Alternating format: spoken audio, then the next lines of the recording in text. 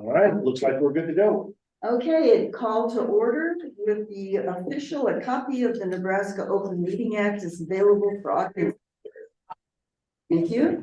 Additionally, there's a copy of all reproducible written material that will be discussed available for examination and copying by members of the public pursuant to the provisions of the Open Meeting Act. All right, welcome everybody, and particular welcome to James and Jean and John, who's on the screen, and we'll be meeting them officially just in a few minutes. But we need to do roll call.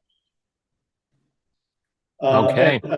And this will also be your opportunity to introduce yourself to our new folks. So what? Oh, they're them. Okay, Yeah. I got you.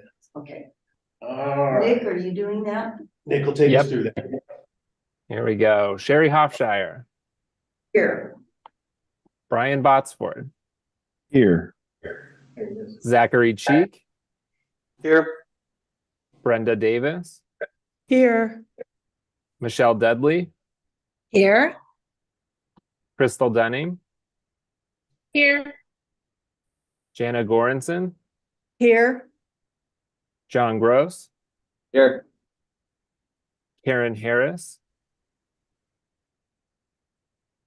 Mark Laughlin. Here. Sarah Peets. Here. Clark Roush. And Walter Seiler. Calling in right now. I'm gonna go fix them up. Be right back.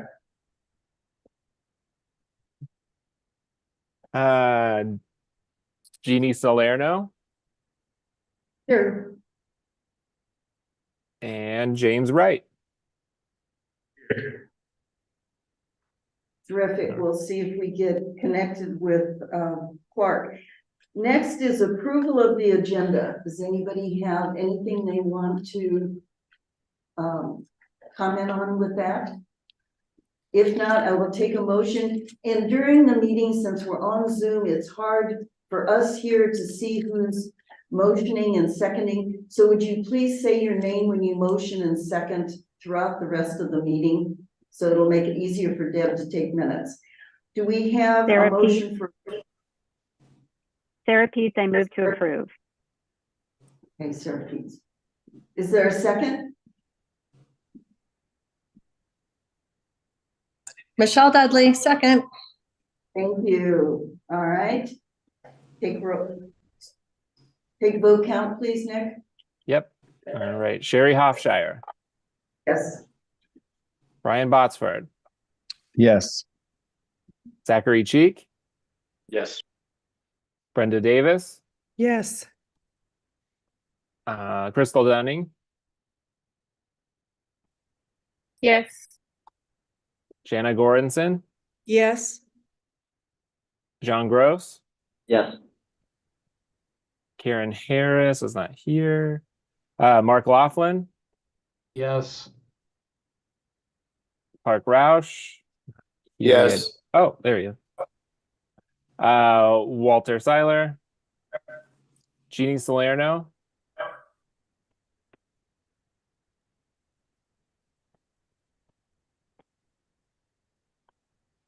And James Wright. And James Wright. Sorry, I didn't hear Jeannie. Okay. Yes. Okay. Okay, moving on to introduction of guests and oral communications. Mike is going to do the Nebraska Cultural Endowment for Maggie. Okay, Sam, can you share the PowerPoint with us, please? Yeah, and thank you all for one of the joys of being a state agency is that painful roll call vote for each and every vote. So. All right, and you can fast forward through a couple more. This one here. Megan Smith was unable to join us today, so I'm giving the report for the Cultural Endowment. And the primary thing to note was at the last meeting, the endowment as an organization voted to make the following distributions.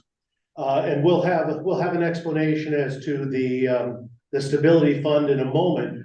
but what they decided is that of the money that was left in the stability fund, which if you remember was 50% of what was available last year, the decision was made to distribute 50% of it this year, holding on to another 50% of what's remaining for next year, just to stretch the dollars out while we don't have any income coming in. That's on the public side, was to distribute 50% of the available stability fund this year. The other, though, was on the private side, and if you remember, they match those state funds, and the monies that they keep on the private side earn interest as well. They have their own distribution policy based upon where they are in their investments. And last year's distribution was 4.2%, which was $588,000 between us and Humanities. And that's a 50-50 split. This year, they raised the percentage to 4.5% to sort of offset that diminished distribution on the public side. So this year's distribution between Humanities and us will be $698,000. So we will get about half of that, which will help offset that. And that's the news from them, except that I did want to also point out that the finance committee from that organization is continuing to work with me, Chris, and the investment council for the state to investigate all the options going forward in terms of the handling of the public funds in that the Cultural Preservation Endowment Fund. Based upon what we've learned so far, the prevailing opinion is that we should sit still until we know more. One of the last things that we're waiting to find out is whether or not we can switch to a quarterly income distribution as opposed to the earnings off of the CPEF account. Once we know if that's possible or not, then we will look at whether that is a more stable, long-term funding source than our current use of the earnings from that account. Currently, obviously, there are no earnings, so it's more appealing. But in the long run, we do tend to get more from the earnings than we do from this quarterly income distribution. If you have any questions about that, I'll be happy to answer the best of my ability.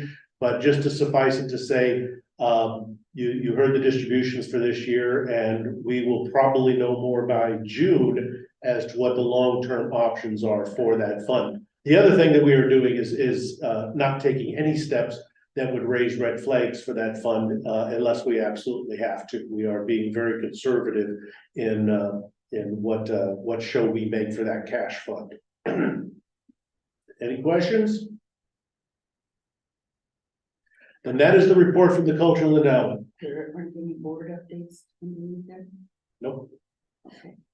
Okay, and then Lance with the Nebraskans for the Arts. I know you're on somewhere.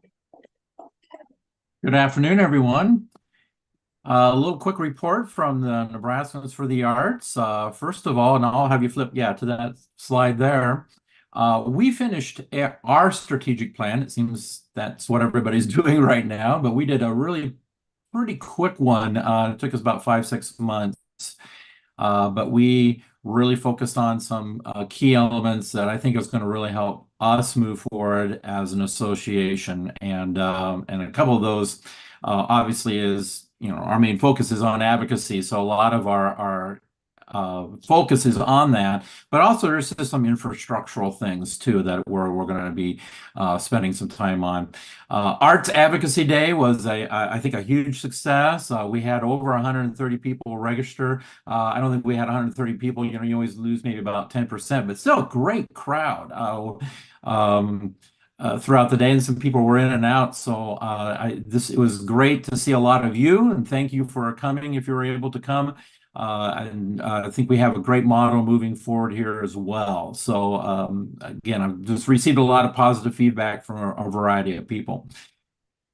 The Nebraska Arts Advocacy Network, that was one of the elements in our strategic plan that we wanted to focus in on. This was a tool that was developed in about 2021.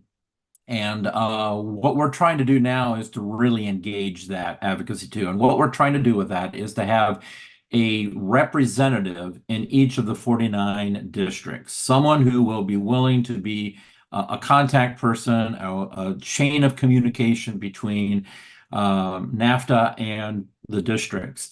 So if something's happening in a district that we need to know, they can let us know, as especially this time of the year, as we need to, if something pops up and we need to have some quick advocacy connections, we'll reach out to this network of people to talk to their senators. And I think what's really going to be important is when we get into the summer months here in June, after we've had our May primary and we know who's running for the various open seats, because that's the time when we need to start building relationships with who will be running for those opening seats. So that's when we're really going to try to get that advocacy network really engaged during that time. So we're kind of excited about that. I'm working on I've been reaching out. Some of you have already reached out to, so thank you if you said yes. And we've got a few districts that we maybe will need a few more people. So I might be sharing that with Mike and everybody. And so maybe if you know some people in those districts, we could maybe use your help.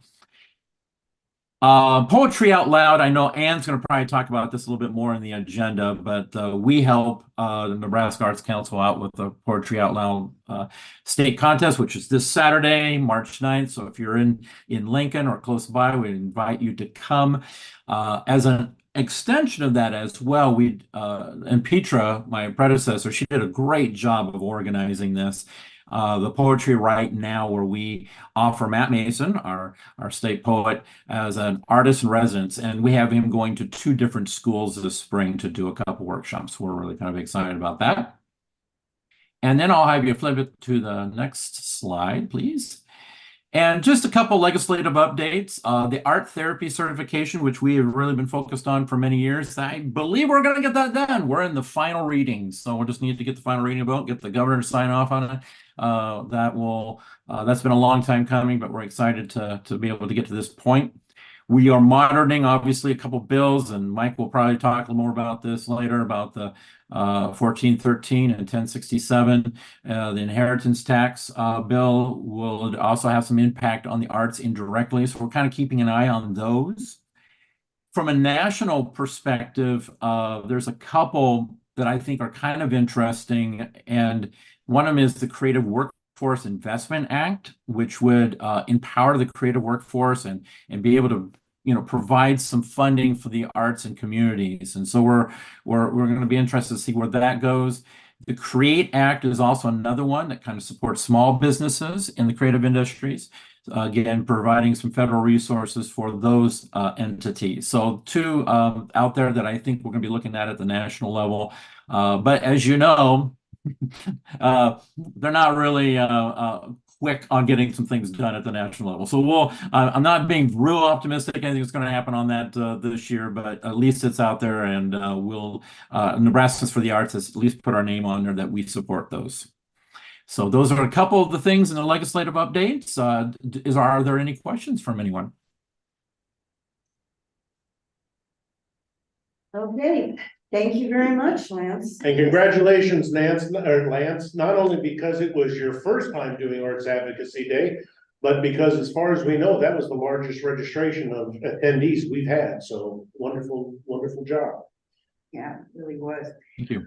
All right, moving on to approval of minutes. Does anyone have any corrections or additions to the minutes? All right, then I would entertain a motion to approve the minutes. Zach here, I'll move. Thank you, Zachary. Is there a second? Laughlin, second. Thank you, Mark. All right. Nick? Okay. Sherry Hofshire, Yes. Brian Botsford, Yes. Brenda Davis, Yes. Michelle Dudley, Yes. Crystal Dunning, Yes. Jana Goranson, Yes. John Gross, Yes. Sarah Peets, Yes. Clark Roush, Yes. Jeannie Salerno, Yes. James Wright. Abstain. Point of order. Sorry to bring it up, but I don't know that anybody who's newly appointed can vote on the minutes since we weren't present at that meeting. Actually, there's been an opinion put down by the AG's office that you can serve and vote pending approval from the committee. Okay, cool. On our ability to vote, but, okay, cool. Yeah. I'll still. You can abstain because you had no idea what was going on. Yes. You can do that. Okay. Okay, moving on then to the introduction of, this is the exciting part of the meeting, new council members. Let's have the three of you just give us a couple things that you want us to know about you. We'll start with John Rhodes. Okay, first of all, welcome. I'm happy to be part of this group and excited to learn more about it. My day job is I head up the wealth management division at Union Bank, located in Lincoln. From an arts perspective, I have been associated with the Sheldon Art Association probably the last 10 to 12 years, including a stint as its president. And so I'm presently still involved with the Sheldon and also Public Arts Lincoln. Great, thank you. I'm going to skip Jean for just a minute and go to James, right? I'm really excited about being Nebraska for the Arts. I really believe in the mission and the things that can be accomplished through this organization as a catalyst for our history, our culture, and our economy. I think those are all very important things. I personally work for the U.S. Congress, have been very active in the arts as a performer. I currently serve on the board for the Omaha Community Playhouse. I have a degree in performance as well, former board member for Nebraskans for the Arts. So I'm glad to sort of get back to advocating for the creative community. So that's me in a nutshell. We've done one or two shows together, so Yes. he comes highly regarded. And then Jean Salerno, this is replacing Amy Haddad, and as most of you board members remember, she just resigned recently. And Jean immediately got her application in and we sent the stuff on to the governor. And within a couple of weeks, they approved it. Now, the rest of us are all sitting here thinking, oh my gosh, it took forever on most of our nominations. So we're really pleased that this was so quick. So Jean? Well, thank you. I too am very pleased to be joining the council. My background in the arts includes the Museum of Nebraska Art in Kearney. I'm a past president and a current board member. I'm semi-retired as an administrator from Q-Tap Rock, the law firm, among other things known for our extensive contemporary art collection. My day job there included recruiting and training of lawyers and whatever else got dumped into the kitchen sink. But it also included the unofficial curator of the art collection. Pat, my husband, has been interested in the arts as well. He served with you. He was on a panel some time ago and is as interested in what's going on right now as I am. Thank you. Certainly, we're just thrilled to have all three of you come on. You're joining a good board. They're really wonderful people. And Mike and I were at the confirmation hearing. So Brian and Jenna and Zachary and Clark all got reappointed and passed by the confirmation, the General Affairs Committee. And we got to meet Zach's parents that day, who came to be proud mom and dad. So then the next thing is to have you all take the oath of office, which is always one of the funnier things that happens at this meeting because people are talking on top of each other. Next slide, Sam. Yeah. Uh-oh. But we don't have it in there. Yeah, that's there. It must be in. I've got it memorized.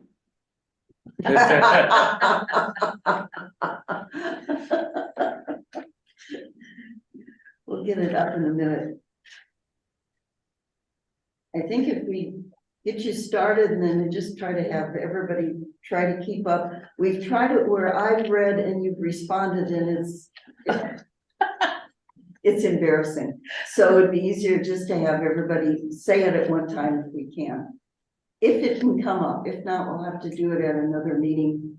You're all approved, so it's just finality. Any second. There we go. Can you all read that? Yes. Yes. There we go. That's better. Should we unmute or should we stay muted? If those of you who are taking it, please unmute yourself so we can hear you. And we will, everybody ready? We'll start. I, Brian Brian, Botsford, Zach, do solemnly swear that I will support the Constitution Constitution of the United States and the Constitution of the State of Nebraska against all enemies, foreign and domestic, that I will bear true faith and allegiance to the same, that I take this obligation freely and without mental reservation or for purpose of evasion, I will and faithfully that I will faithfully And and impartially perform the duties of the office of council member according to the law and to the best of my ability. do further And I do swear further swear that I do not advocate nor am I a member of any political party or organization that advocates the overthrow of the government of the United States or of this state by force or violence. And that during such time as I as I am in this position, I advocate will not advocate nor become a member of any political party or organization that advocates the overthrow of the of the government of the United States or of this state by force or violence. So help me God. Marvelous. Take it on the road. Thank you, Very James. good. It was nice to be able to follow you. Literature. Hope that it's obviously a very serious thing that you're pledging to, but I just told Mike is maybe we next time could try to make like a kindergarten song out of it or something. It's Sing along with bitch bounce. really difficult to do when you're all coming from different. I nominate James to be the leader. Yeah, James. Yeah. All right, let's go on to the financial committee report, Sarah. The Financial Committee and the NAC Development Corporation both met on February 27th and covered an update on our financials, and I will turn it over to Nick to let him take you through those. Thanks, Sarah. All right. Well, I can't say most of you anymore. Many of you are familiar with this form already. This is the state's accounting document, their allotment status report, and our internal controls of NAC have to match this report every quarter. And you'll see on this report and then the next page, I don't know if it's on the slide or not, but in your packet, that the numbers in the red boxes, they match between the two reports, and that's our check to make sure we're doing everything correctly. So as you can see for program 326, which is for our administrative expenses, we've spent $555,000 year to date. And in program 327, which is our grants and initiatives, we've spent almost $2 million year to date. And then in 329, which is our CPEF administration funds, we still haven't had any drawdowns yet. So we've spent $34,000, $35,000 in administration fees for that fund. I just also wanted to comment on the encumbrances listed. Program 326 has $15,000 in encumbrances, and that is for the creative district videos, which you will see one here and a little later in this meeting. So those are just about finished, and that will get paid out here very shortly, hopefully by the end of the month, we're thinking. And then the encumbrance of $530,000 in program 327, that's just kind of going to be a rolling encumbrance because that's part of the creative district development grants. And because those are multi-year grants, we're always going to have an encumbrance for what we have to carry over from year to year. But we've already started to pay that down a little bit. And Brownville received one of their payments for their development grant in October. So $41,000 went out of there already. And the rest are all scheduled to be paid out here in the spring, I think like April and May. So that's it for the financial review. Does anyone have any questions?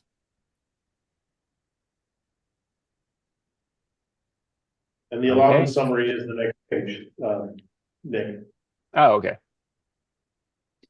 So Sam, if you want to, there you go. That's our internal control I was mentioning. So the red boxes, all those numbers match between the two reports. There are details that are in your packet. This is the report. If anybody has any questions on the details, we'll be happy to answer them, but this is where we can take the vote.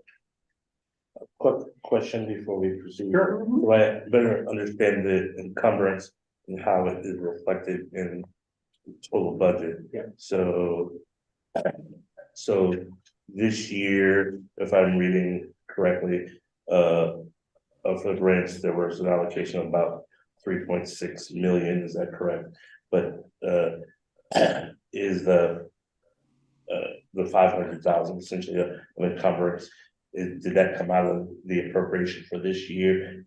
How does that balance work over year to year? Well, it's going to get to be a very confusing number because that encumbrance dollar right now is, yes, that's in part of last year's appropriation that we held over.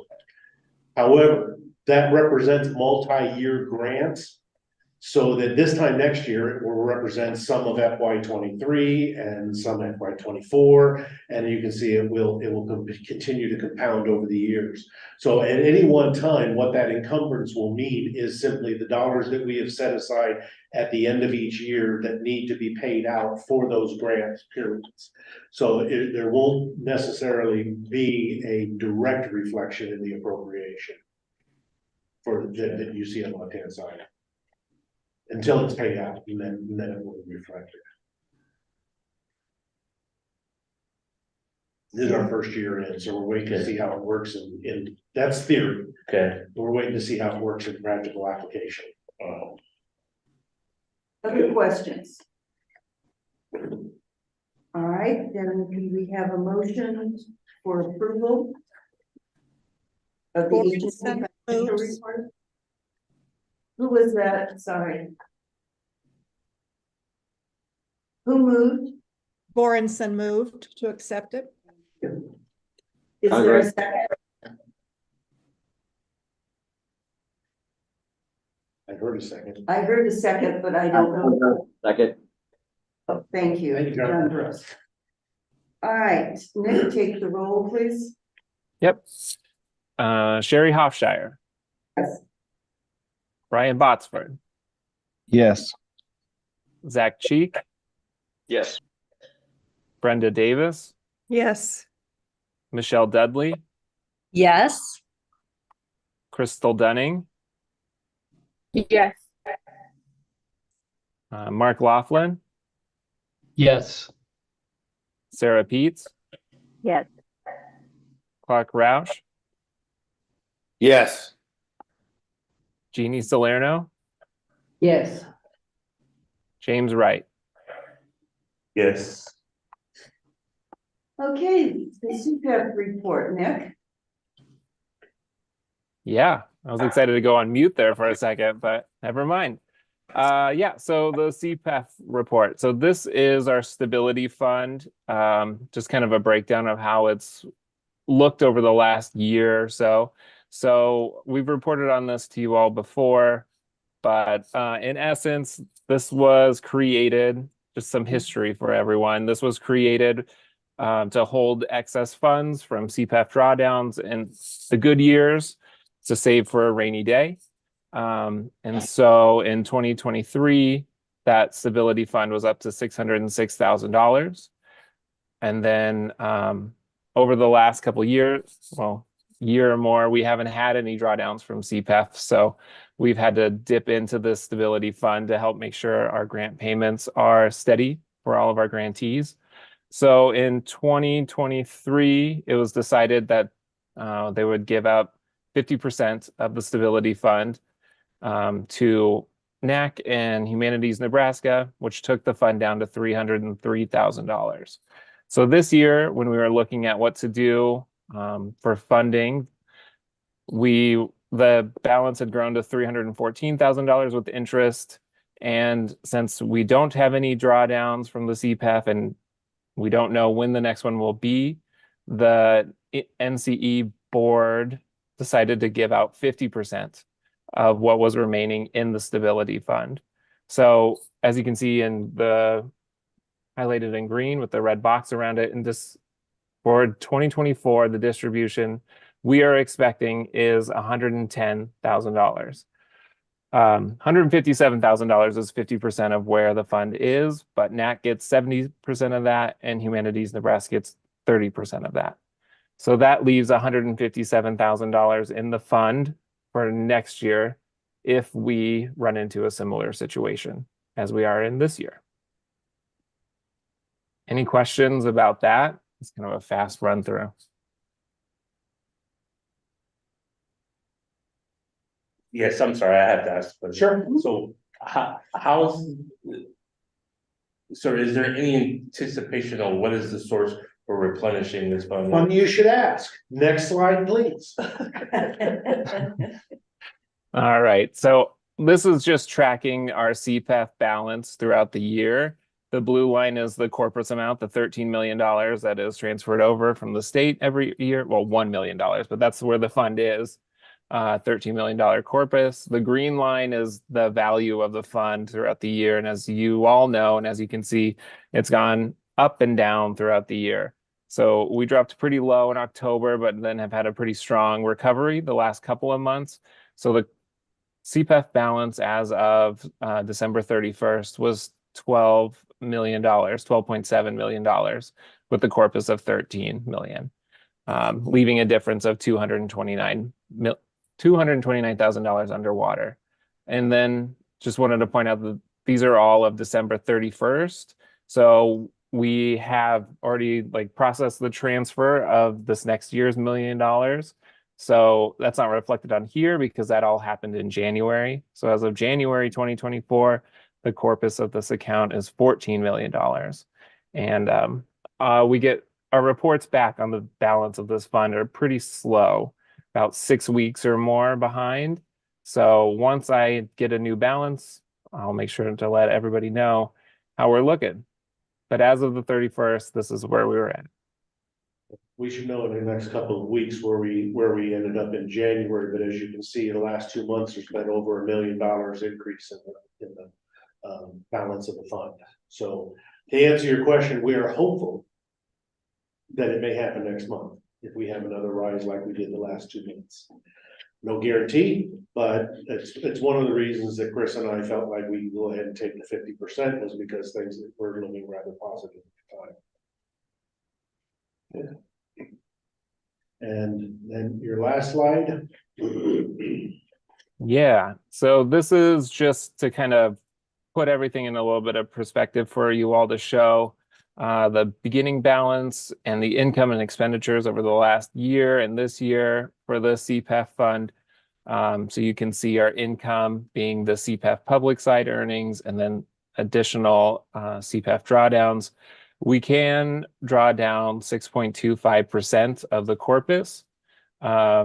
which under that FY23 total potential income, that's at $875,000, and that would be like ideal situation. If we could draw down as much money as we're allowed to.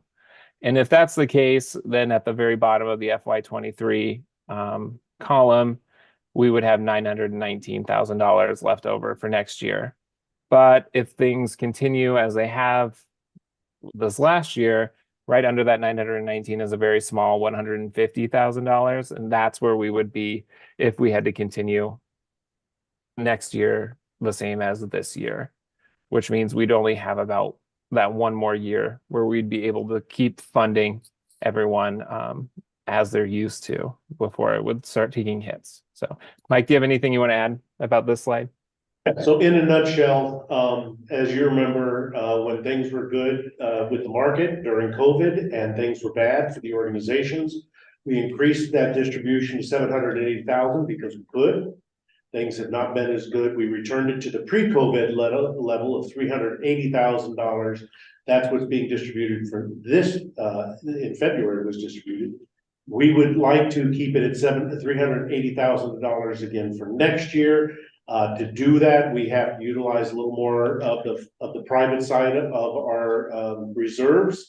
And we feel like we can do that perhaps for one more year before we have to take a hard look at whether we can continue the distributions at the current level. But for a lot of the reasons that the organizations are still in that same boat, we would like to distribute the 380,000 to the BSG organizations again this spring. And we think we can.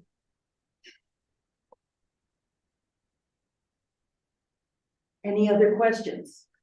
So, have we taken a poll, sort of what the fiscal calendar looks like for most of the organizations we're serving? I'm assuming most of them are, at least in a couple of arts, are doing their annuals in June for the remainder of the year. So Probably. okay.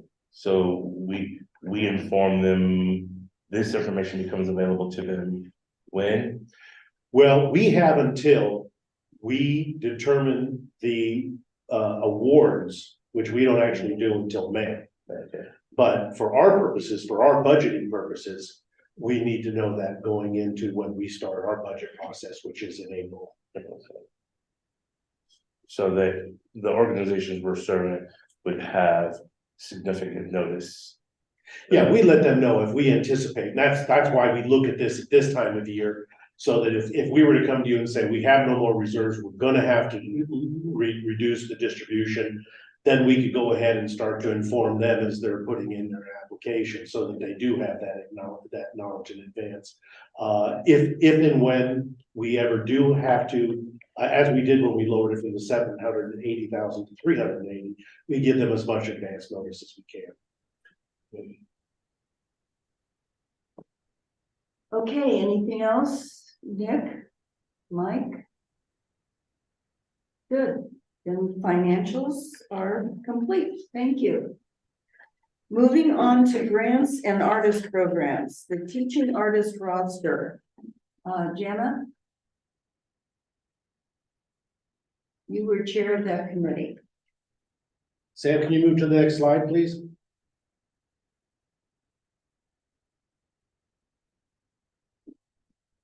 Jana? I keep talking and I'm muted. I apologize. We didn't see you, so we weren't sure you were talking. Yeah. It was a great panel, and Anne always does a fabulous job of organizing and getting everyone where they need to be. And I appreciate her so much, the way she directs things. You can see that we looked over, Dallas Chief-Eagle, Patricia Velasquez Dunn, and Jasmine Salaberios, and then Carissa Ramsey and George Shepard. And Anne, do you want to address, we had a couple caveats. Yeah. Yeah. So thank you for your comments, Jana, because it was a wonderful panel. And there were a few little questions that came up. All 5 artists who applied were approved. But there were some questions. First of all, Dallas Chief Eagle is from South Dakota. And the South Dakota artist roster that he's been on for many years operates a little differently from our state's roster and has a different fee structure.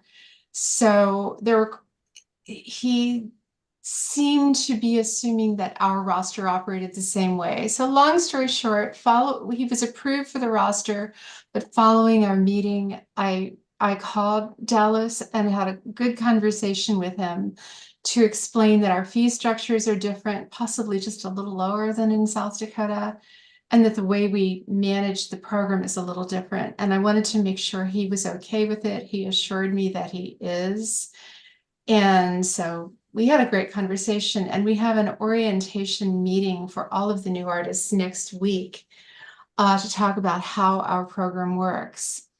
And likewise, the other question that came up had to do with George Shepard, who's pictured in the bottom right. This is the first time that someone who's involved in tabletop gaming and game design had applied for the roster.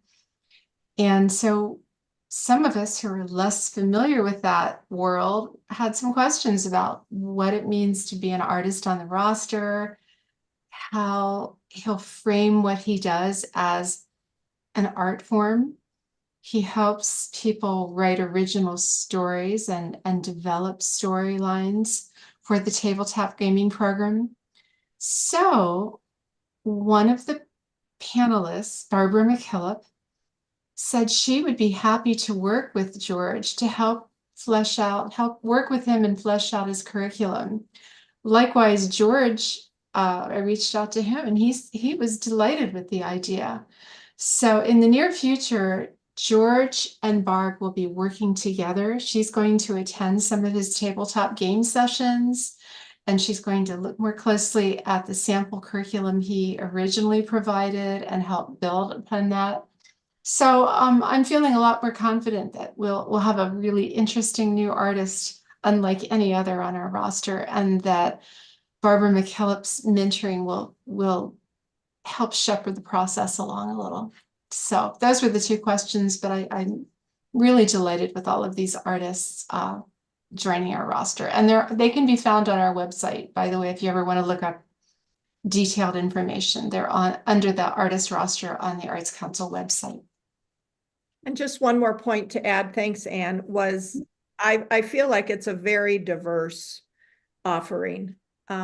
Maybe some artists and genres that we don't have currently. So I think they'll be a wonderful addition. Okay, thank you. They look exciting. Yeah, I'll just throw in that we met with this George Shepard during our listening forums this summer, and he's fascinating. It isn't so much the tabletop gaming that is the art form, it's the collective storytelling that comes out of it. They assume a character, they build character, and then they develop the story as they go along. And it's that element of it that I think not only is fascinating as an art form, but may help those of us who have kids who do that sort of thing get a better understanding as to what's going on with it as they make a more public show of it. So looking forward to what he can bring to us. Are you aware, does he work with multiple gaming systems? So Yeah, he talked about a few of them. Yeah. He's got a bio. Thank you. Okay, then moving on, thank you, Jenna. Moving on to the touring artist roster. Mark, you were chair of that one.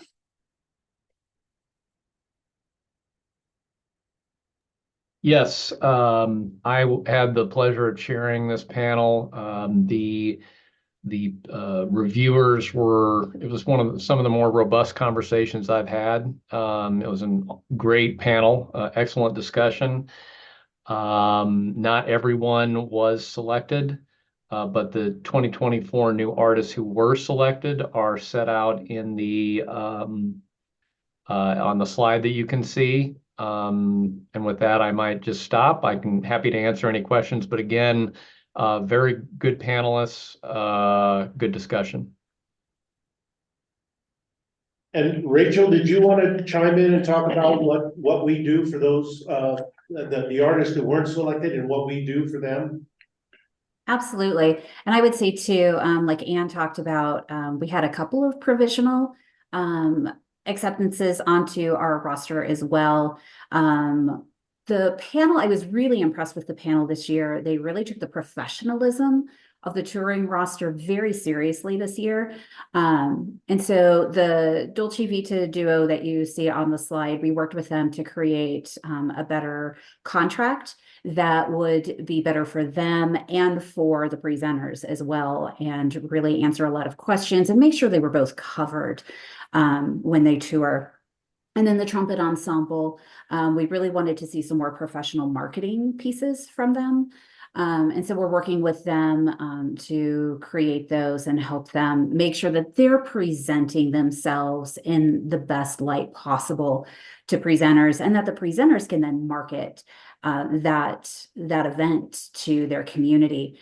The artists that aren't chosen, we do take minutes, and so we are able to share that feedback with the artists and provide some helpful suggestions. And a lot of times it's the quality of the marketing material or the work samples that they provide. Because we're watching things on video, and so really working with them to help them have those pieces that will then help them market themselves when they go out and talk to presenters, and that the presenters can use to then market the performance. So it's all this chain reaction. So the better materials that they have and the more experience they have touring as well really benefits everyone in the long run. One of the applicants was a return applicant, and it was Winston Schneider, who, as you may remember, is the son of Heather Schneider and Brian Schneider. And he in and of himself, by himself, is a wonderful professional artist at this point at a young age. But the application involves some other friends who don't have that professional experience. And our touring roster is meant to be made up of professionals who already are in the business, who now look to tour on our roster. It's not about building professional experience. And so unfortunately, they didn't make any good for that reason. But and as Rachel pointed out, some of the materials weren't strong either. But as Rachel says, we work with them, we let them know exactly why and what it would take for them to make the roster and, you know, in the future. Any questions? Looks good. I'd like to go to some of those. Thank you, Rachel. Mark, anything else you want to mention? Not unless anybody has any questions, no. Okay. Thank you, Mark. Yes, thank you. Then moving on to the individual artist fellowships that were approved by the NAC DC board. Megan, I think you're on with this. Yeah. My name is Megan. I manage this program. The Individual Artist Fellowships happens one time a year, and we rotate the disciplines that are recognized each year between performing arts, visual arts, and this year we had literary artists. And we are really focused on awarding artists for the work that they've already accomplished. It's not really a grant program so much to where we're, asking what they're going to do and what project they have. But we are looking at what they have done in the hopes that they'll continue doing that during their fellowship year. So to that end, we hire 3 out-of-state panelists who are professionals in that particular discipline. So this year we had 3 panelists from all across the country, and their conversation was so wonderful to listen to and to be a part of. like the fly on the wall. I'm sure you all have that experience as your panelists too. I'm happy to announce that the panelists decided on these artists as the 2024 recipients for the Individual Artist Fellowship Literary Arts Awards. And you can see here, every artist with an asterisk is a first-time awardee of this grant, and every single artist is a first-time awardee. So that's kind of exciting. We have a large cadre of artists from Omaha and Lincoln, and then we also have some from farther afield in Kearney and Superior, Nebraska. And so we're really excited to see what these artists will do this year with their award funding. Questions? Megan, can you help me understand, this is James, right? Obviously it looks very exciting program. What was our theory behind selecting panelists that were outside of our state? That's a good question, James. Thank you. We're hoping that by selecting artists from outside the state, it's easier for them to select awardees without bias on their work. They are more likely to not be familiar with the work of particular artists and come at it from a less biased representation. We are just looking at their work and their artist statement and that sort of information, and so that's why we ask only out-of-state jurors. Thank you.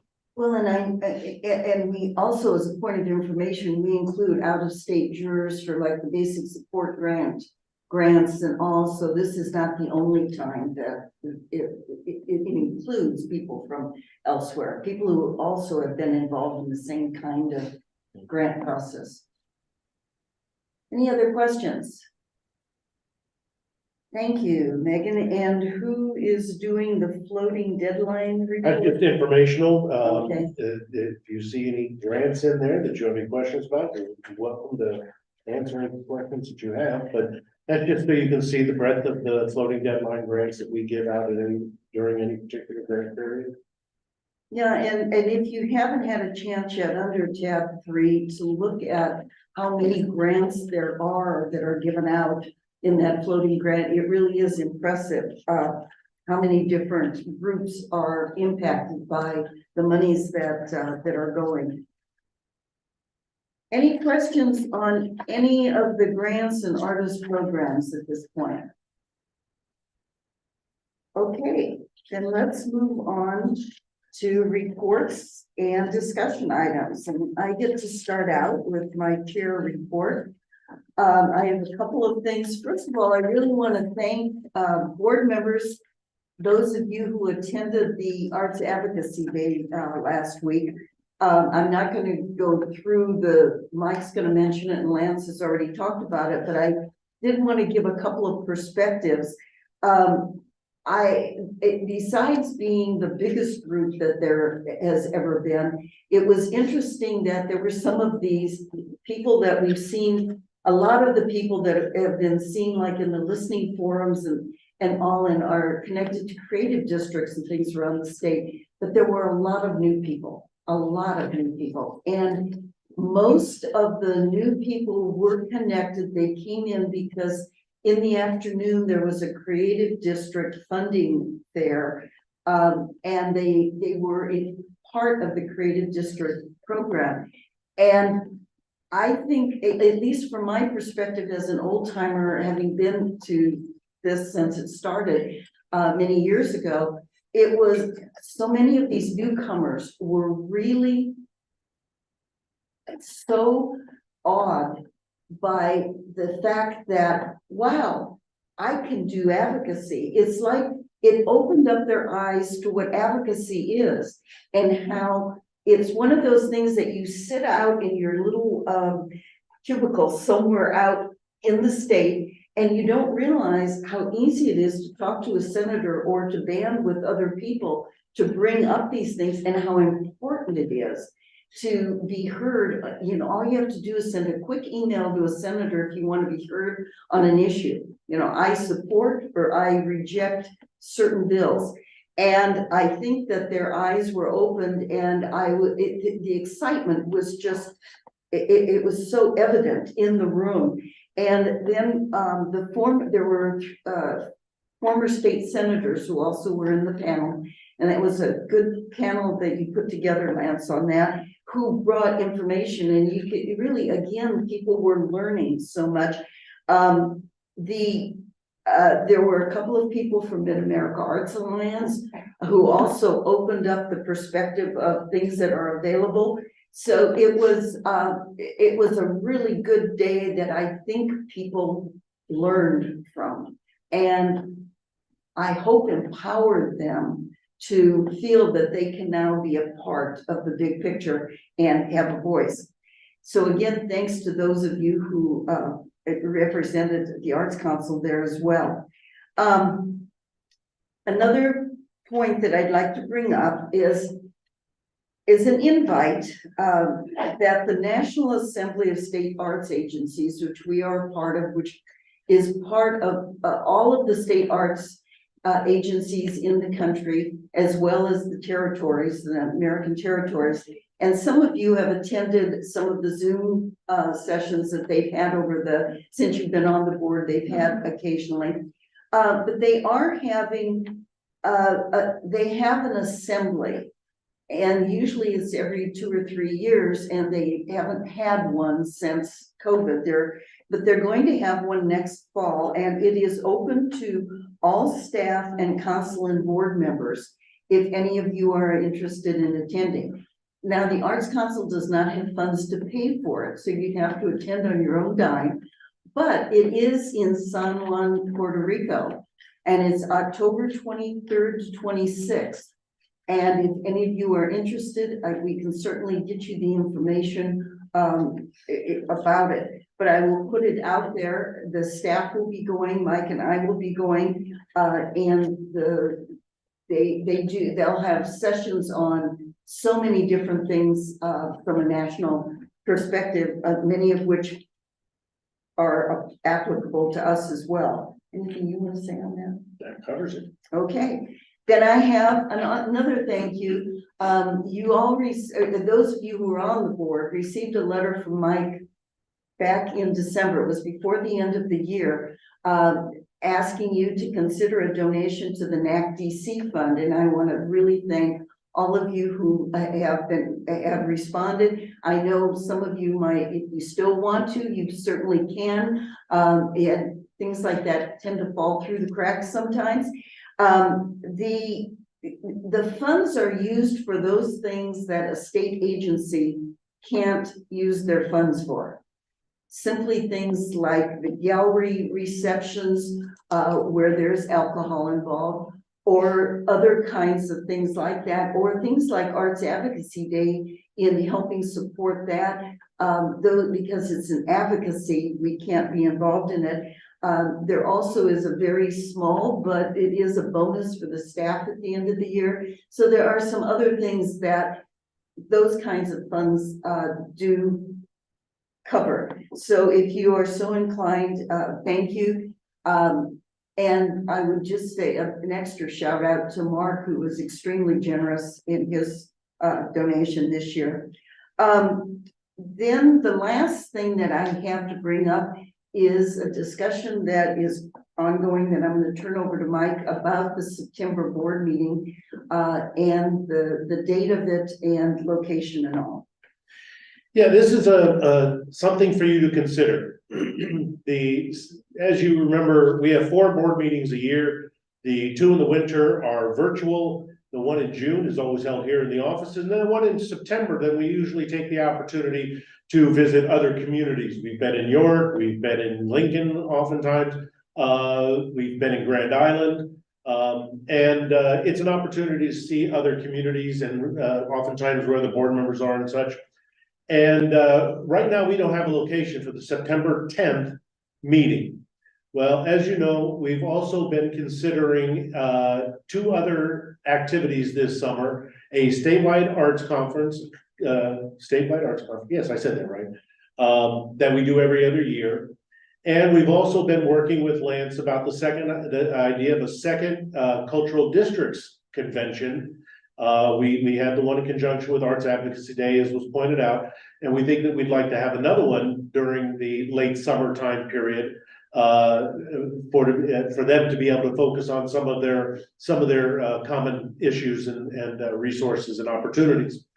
So there are three elements coming together there in September. And what we're looking at is the potential of doing them all together. Right now, the board meeting is scheduled for September 10th.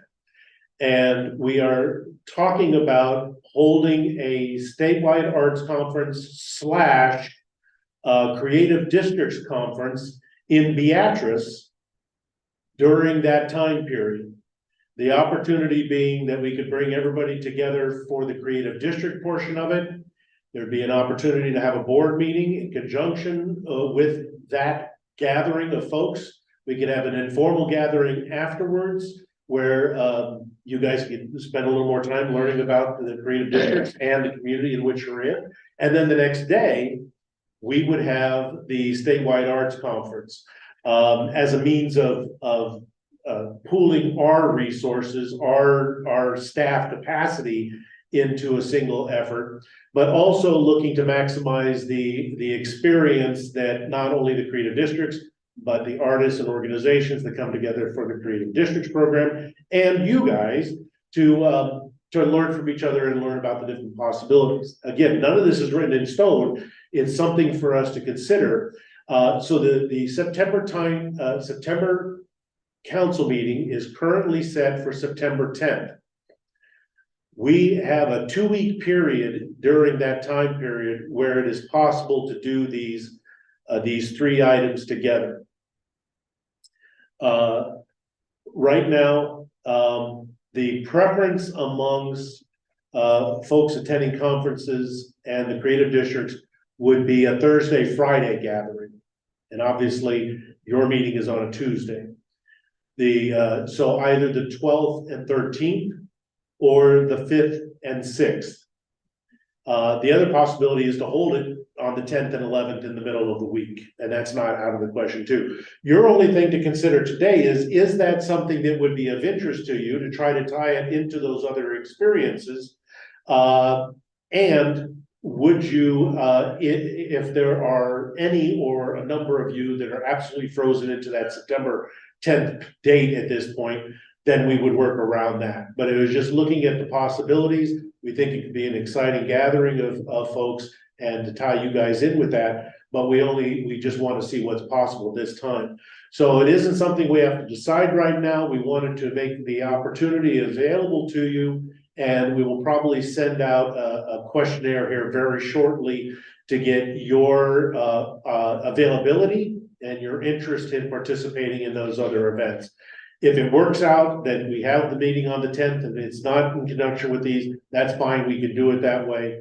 I'm sorry, there is one other consideration that sort of spawned all this in the first place. The Joslin Museum is reopening on September 10th. And while that doesn't necessarily have to conflict with our 2 o'clock meeting, we don't know what they're going to be doing at this point, unless anybody has any insights at this point. There's always a possibility that there may be a conflict with the meeting. I'm guessing that I'll be in some way invited to or part of what they do, and many or some of you may also. So we are just looking at what all the options are during that time period. So unless anybody has any real visceral, immediate thoughts about this, like, are you crazy? We'll put together the options and send something out to see what your level of interest and availability will be. Okay. All right, thank you. Any other questions or comments for that part my part in that of the report. Otherwise, we'll move on. Okay, then director's report, you're back on, Mike. All right, thank you. And let me start by chiming in on what Sherry was talking about for the Arts Advocacy Day. Again, I thought it was very successful. What I found particularly encouraging about it was the involvement of the creative districts. This is the first time that we had brought the individuals together into a room. We've had cohort meetings virtually with them, but we put out the word, asked them if they would all come be part of it, learn from each other, and learn about advocacy from Lance and the Nebraskans from the arts. And we had 60 people respond from 22 different creative districts. And we found that response to be really encouraging. That's one of the reasons that we want to really take advantage of that opportunity of those communities, of those leaders of those communities, to help build that arts advocacy network that Lance was talking about. And we want to be able to do that with that second creative district conference in the summertime slot.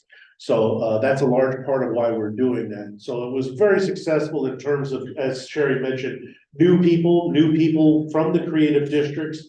Many of the administrators of the creative districts were in attendance. And again, what we'll be looking to do between now and that summer conference is to learn from them what they need at this point. What we told them is that the creative districts as a program has been very successful. It's garnered a lot of enthusiasm.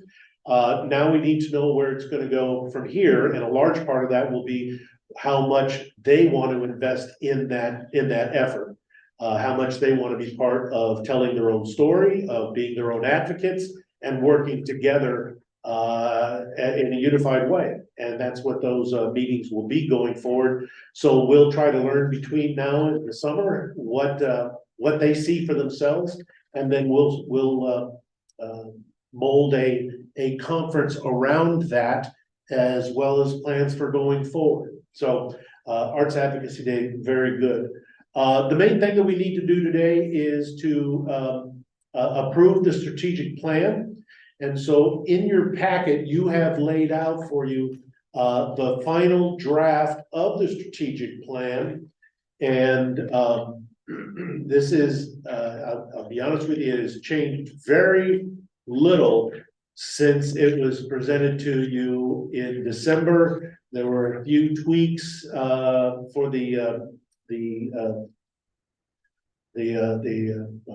version that was presented for the public, and that you guys had an opportunity to look at. So there's nothing new. There are no surprises in this. So if you've all had a chance to look at it, if you have any questions about it, what I will reiterate again is that this is a fairly evergreen strategic plan. What we do as an agency, the core work of what we do as an agency, our mission doesn't change from year to year. And our guiding principles, our core beliefs don't necessarily either. What does are our agency priorities, the 6 that you see on the screen, and the 6 that are illuminated and expanded upon in the draft that you have, are the result of what we learned from folks throughout the year. Not only the creative, the listening forums, but the individual conversations we had, the group forums, the survey, talking to you, talking to other constituents, putting it out there for the public. All of that is wrapped up into what we learned, and developing our priorities based upon that. What they reflect is probably the 3 main things that came out of what we learned was the obvious attention to and potential of the creative districts as an economic tool, but not only that, but as a revitalization or a vitalizing agent for the communities across the state. I think we heard each and every place we went, excitement for what they can bring to the community, not only in terms of providing that communal conversation, but also a planning tool that will help them move forward, not only with their artistic planning, but also as an economic tool and as a community builder. The second was the need to continually develop and enhance the arts education of the state, focusing on the ongoing need to advocate for arts education at all levels, and to expand the information available about arts education at all levels. And part of that will be, as we go forward, what we've already begun, and that's that Arts Education Data Project, learning where the deficiencies are across the state so that we can develop our resources and share those resources, as well as our advocacy efforts to help build arts education in all sectors. And then to use the programs that we have already developed and will be developing, the Arts Now granting program that we are in the midst of, as well as the Creative Art Aging Arts program, to help reach those communities and all those communities that necessarily haven't been part of that lifelong arts learning through the senior centers, libraries, rec centers, that sort of thing. Tremendous potential for what can be going on in the future years for that. And then finally, just being attentive to and changing with and advocating for the changes in our environments, political changes. Mentioned the educational concerns, and also, you know, just the changing social environment, being aware of and helping to be part of the forefront of that discussion. Economic changes, there will be some budget concerns going forward in the next coming years, not only for the organizations, but also at the state level, with the increased focus on taxes and budget constraints, that sort of thing. And then finally, just the generational change. We, the populace, the audience, and the art that we have are all getting older, and they will require some attention. The latest example of that was in the paper just Monday. If you read about what the Des Moines Arts Center is going through with a piece that is going to need to be either removed, or they're going to have to raise an awful lot of money to redo it, rebuild it. We will be facing an aging arts inventory, and it's part of the work that we have already begun and will be working on going forward. So I think those are the three. There was an awful lot of things, and Sherry, you chime in if there was anything else, but those are the three, I think, large things that came out of it, and that's what guided our work in developing the priorities that we did, and that you have in front of you as part of that final strategic plan. So I will be glad to answer any questions or ask some of my friends to answer any questions that you might have. Otherwise, we can vote on this sucker and have it in place. I'm sorry, I'm the new kid, so I have to ask questions. You bet. So I read through the strategic plan, and I felt like I might have been missing something. I read here the first part or the was it is that there's a top 10 projects list that's developed, and so I was unable to understand the timeline of the development of that, its incorporation, and when that would be reviewed, like how we engage. Yeah, what we do is this is sort of our goals. Yes. As we lay out for the next 3 years. Every year we have what we call the top 10 plan that we present at the June meeting, and we review at the June meeting, and what it identifies are our action plans for that year that will take us down the road to achieving the things that we have in our strategic plan. Other questions? It's always amazing to me, knowing how much time has gone into this, how long the staff has worked and reworked on all of it, that it can come out with a very readable, understandable document that goes directly to what is needed and what you're doing. I would thank all of you on the staff for the tremendous amount of effort that went into it, because we've all worked on strategic plans with organizations, and it's really, really difficult. It helps that the staff all knows the core beliefs and the mission going in. So you're all on the same page, but thank you for all your efforts. And again, are there any questions from the board about the strategic plan before we vote? Any comments? Okay, then we need to have a motion to approve the strategic plan. Roush, so moves. Thank you, Clark. Is there a second? Keith, second. Thank you, Sarah. Okay, Nick. All right. Sherry Hofshire. Yes. Okay. Brian Botsford. Yes. Zach Cheek. Absolutely. Brenda Davis. Yes. Michelle Dudley. Yes. Crystal Dunning. Yes. Jana Goranson. Yes. John Gross. Yes. Mark Laughlin. Yes. Jeannie Salerno. Yes. James Wright. Yes. Everyone. Okay, thank you. Thank you all. Legislative update. Yeah, let's touch on some of these, but I'll just let you know how they directly affect the agency and some of the things that beyond this. LB 838 is the legislation that would eliminate the legislative confirmation of the governor's appointees. And that I think I've mentioned before that after having sat in on the hearing and listening to the General Affairs Committee, there was a concern going in as to whether this was the legislature giving up their oversight.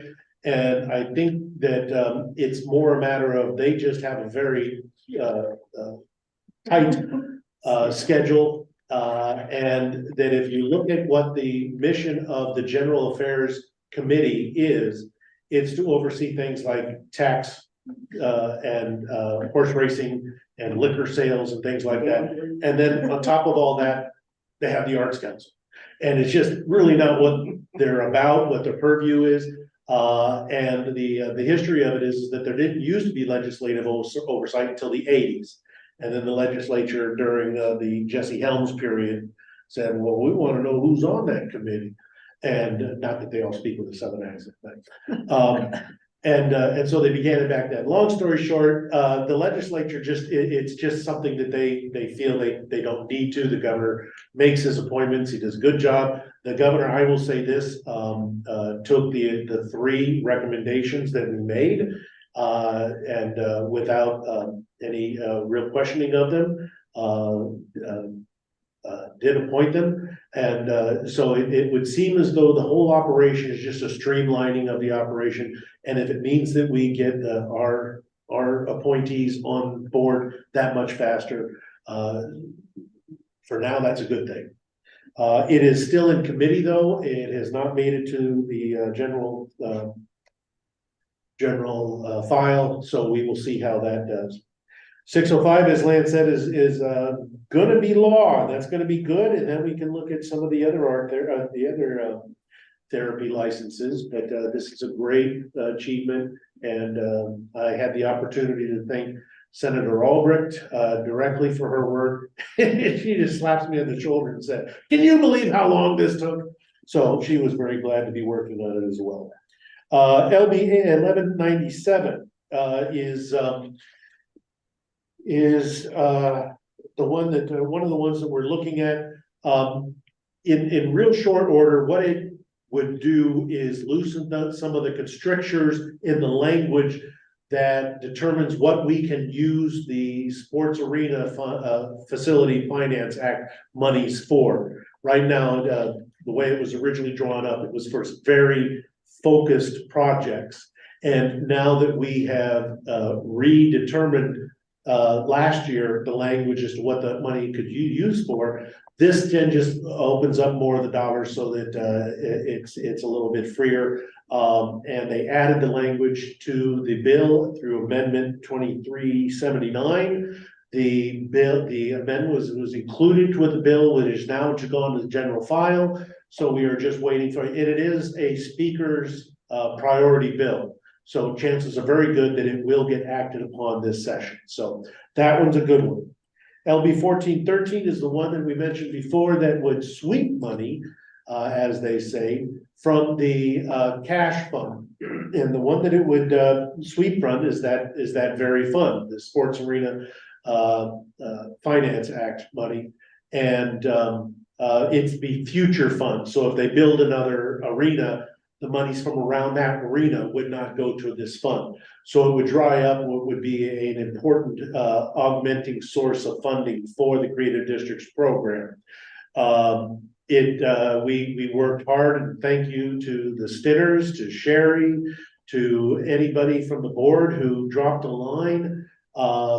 Suzanne picked up the phone as well. We had a very good effort. Lynn Rex, God bless her, is become our strongest lion in the arena. You might tell them who Lynn Rex is. Lynn Rex is in charge of the League of Nebraska Municipalities. And she was the great, she was like Paul on the road to Damascus. She was against creative districts, foursquare, until she learned about what they were, and now she is our greatest advocate. So she's been a great help again this legislative session. So that is hopefully going to die in committee. Have not gotten any further word on it, but it doesn't sound as though there are enough committee members for it to make it out. Finally, that I mentioned a couple that bear some watching. That is LB 1067, which if you've been following, wants to eliminate the inheritance tax. Everybody and their brother is in favor of removing the inheritance tax. Nobody has a plan as to how they want to replace it. So they will come looking for dollars to replace that, about $2 billion if that passes. And so we'll see how that goes. They have literally, figuratively at least, not identified where they would get the funding yet, but everybody wants 1067 to be approved. So that's the legislative increase, or not increase, but update. If anybody has any questions about those or any information that I didn't have. And I will thank, I know I sent out an email about 1413, and I did have a couple of you, Michelle and Clark, respond back that you had done. So thank you to any of you who did contact the senators. Appreciate it. Yes, very much, very much. And then finally, next slide, Sam. We didn't have enough to do around here, so we looked around and found another project to work on. In 2 years, the I-80 sculpture garden turns 50 years old. This was the I-80 bicentennial sculpture garden that was developed in 1976 and inaugurated at that time. It was 8 pieces that were installed at rest stops across the state. And you have up there where they're laid out across the state. And they turned 50 in 2 years, which has brought up a number of different issues. One is that they, as I pointed out before, art gets older, and they are in need of an assessment to see how they're doing. They might possibly need some work. The signage that is on those pieces attest to the bicentennial celebration, and it notes that there are 10 pieces. There were never 10 pieces. There were only 8. And so the signage is something that we would like to update. And so all of those things we would like to try to do between now and 2 years from now. Beyond that, one of the pieces has been removed. The piece on the left, which is gosh, Megan, help me out, roadway convergence? Sorry, getting situated. Roadway confluence, close. Thank you. It was removed a number of years ago. It just didn't hold up in the wind. They tried several things to try to make it work. And it is now sitting in a yard someplace, and that's a real sad story, that we were no part of. It's just gone. The other consideration is the piece second from the right, is Arrival. It is a piece near Blue Spring, exit, near Milford. And, they are closing that rest stop. And so that piece will no longer be accessible. And so, Megan much more than I have been meeting with folks from DOT and some other folks about, what is possible to do with this, this series of art between now and the next 2 years. One of the possibilities is to move it to the Sydney location so that they're spread out a little bit more. And so we are looking into the feasibility of that. There's some complicating factors. You're talking about state and federal considerations. And so it's a lot of moving targets converge with this.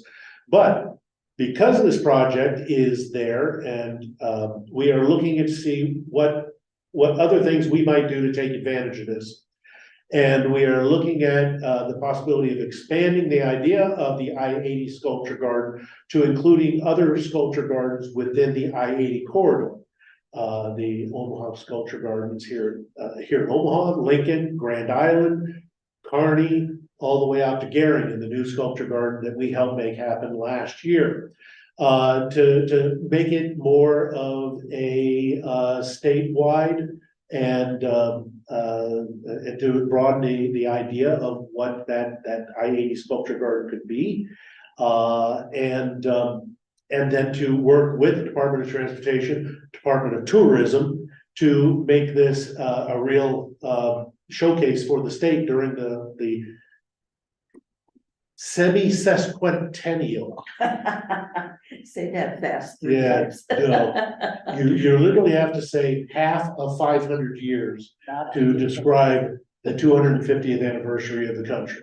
And so this would all be part of the possibilities to do with that.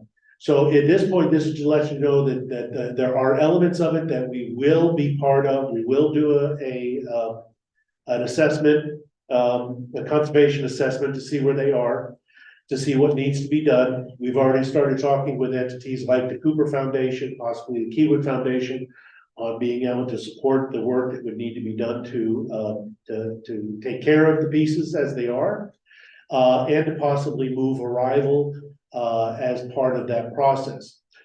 Then the other component of that is more of a public component, and that's working with the communities along the area to develop celebrations of the gardens of the 50th anniversary, perhaps involving the governor, as was happened in 1976, to involve the governor in a rededication process with the art, and some other possibilities like that. So a lot of options, a lot of possibilities, and because it will have a public component to it, Megan and I will be reaching out to individuals in the public sector, including anybody from the council that would be interested in being part of this process.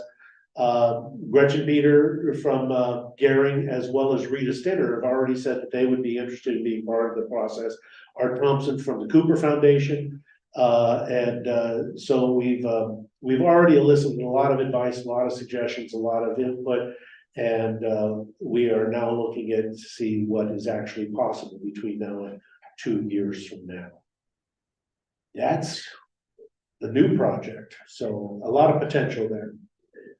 Any initial thoughts? Otherwise, we will keep you informed of that as we go along. Any comments? I think it's really exciting, you know, particularly the idea that nationally we can talk about a sculpture garden across Nebraska when everybody has an idea of Nebraska being kind of barren. No, no. Yeah, Megan, can you speak real quickly to the uniqueness of the I-80 Sculpture Garden?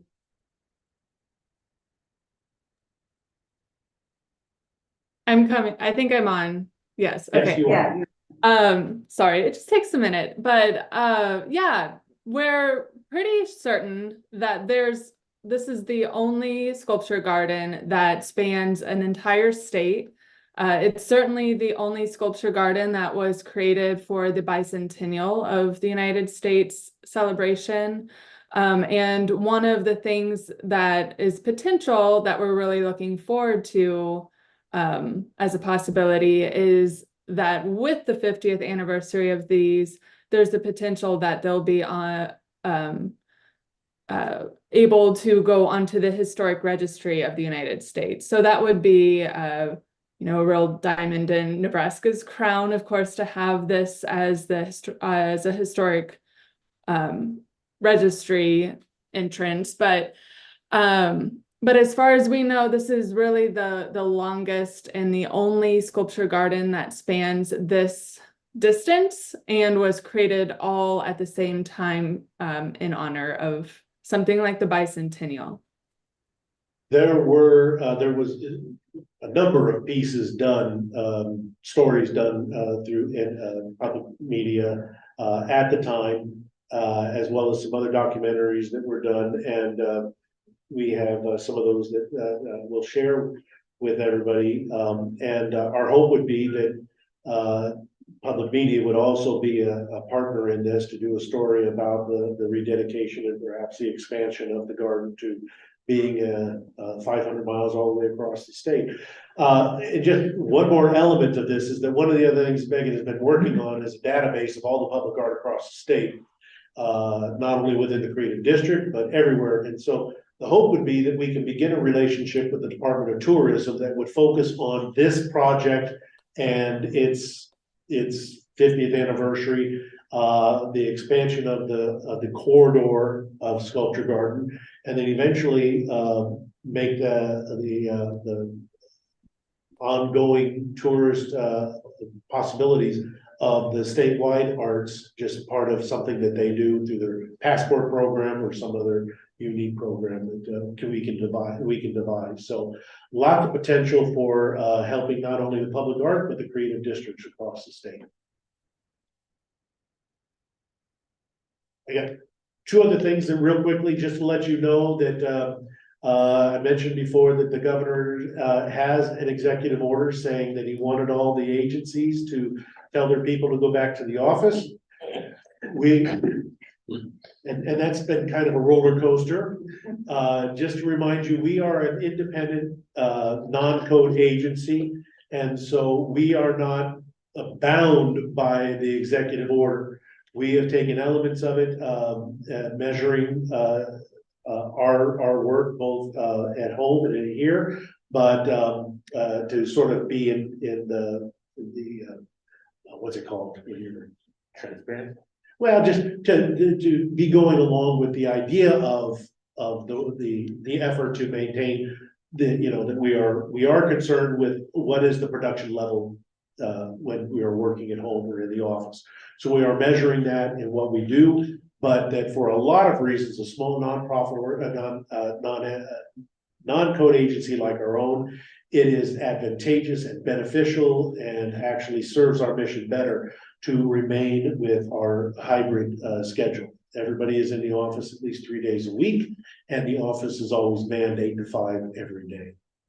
I think as an update on that, there was judicial activity related to that, and then I think it came back that the governor was going to step back from that decision for at least for a period. For a period, yeah. I don't know that it's put to rest yet, but just to let everybody know, we are operating on that hybrid schedule, and we'll wait to see how it all falls out. But just so you know, we have the ability to do that because we are non-code. And that is the end of my report. All right. Any questions of Mike and anything that he's covered? Okay, then let's go on to program reports. And poetry out loud, please. Why don't you just go ahead and go through go through the next three that you're up for?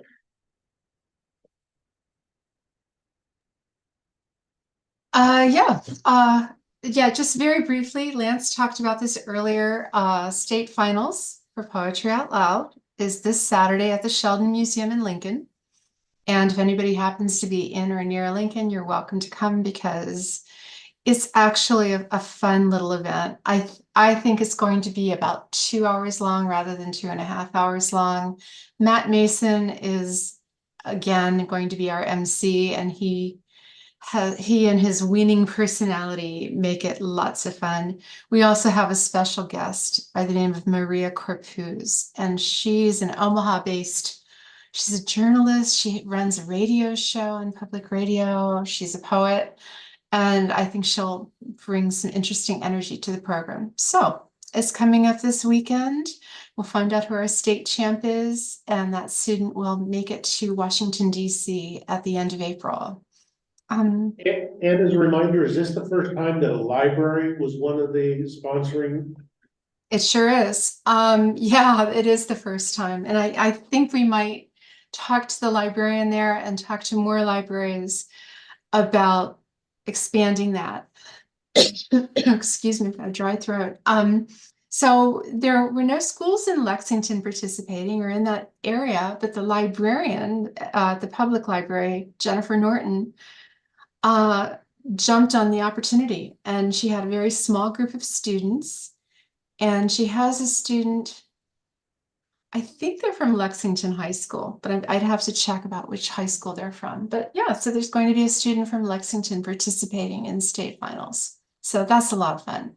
We're doing more and more with libraries now. So yeah, I'm very pleased about that. You can go on to the next, unless anyone has questions, you can go to the next slide. Just a little update about our creative aging arts program. The image here is from a residency that an artist who lives in Sydney, Ben Darling, did up in Shadron at the public library. And I just briefly wanted to talk about the latest with this program. I think most of you know that we're working with a 2-year grant, a private grant that is heavily subsidizing this program and the grants. One of the things that we learned after the first year or so of doing this program is that the CAP program works best if organizations can hire artists who live relatively close by. And so we've made a determined effort to find more artists in more corners of the state to participate. When an organization such as a library or a senior center applies for a grant to run a creative aging residency, they do have to go from our roster of approved artists. This is our way of sort of maintaining quality control, if you will. These artists go through training. We've had them go through training with a national organization by the name of Lifetime Arts. They have to prepare a curriculum plan. Joshua and I both meet with them. They have to get approved for the program. But with the most recent round of training that we did in the late fall and into early January, we have 22 more artists in the CAP artist cohort. And we targeted certain regions of the state, and I'm really pleased to have more artists across the state. There's a map on our website that shows you where they're located. And yeah, that's the basic update about the CAP program right now. Any questions about that? If not, we'll go to the next slide. And then finally, in your council packet, there was the Arts Now grants were included. And we thought it would be nice to talk about this a little because it's a unique set of grants that was implemented. The program was implemented by the Nebraska Department of Education. And going back to about 1.5 years ago, we determined that we still had extra funds, federal funds from ARPA, from the Federal Recovery Act. And we wanted to make sure that the remaining funds were going to go to a really worthy set of constituents. And one of the things we often hear from schools around the state is how much they want to do more, especially in arts programs ranging from music to theater to dance and so forth. So, because we're increasingly partnering with the Nebraska Department of Education, and because we had a really short time frame to make this happen, to expend these funds, we got together with our good friends at the Department of Ed. We're able to turn over the funds to them, but we worked closely with them and they implemented it, but we worked with them to develop a grant program that they could roll out. And with relatively short notice, it was available and promoted to public school districts, all public school districts in the state. And they had a fairly narrow window of time to submit proposals for projects.